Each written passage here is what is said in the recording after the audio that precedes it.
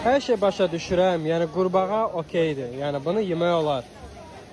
Özüm də yemişəm, toyuq dadır. Tısbağa da hardasa yəni dadlı bir şey olar. Düzdür, deyilənə görə əti çox rezindir və bərkdir. Həşəratdan danışmıram. Amma qədər timsah da yox da.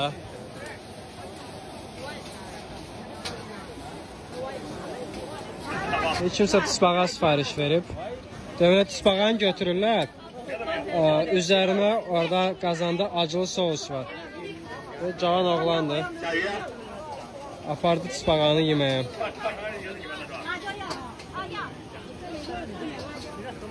Orada da həşərat satırlar, ilan satırlar, əqrəb, hörümçək.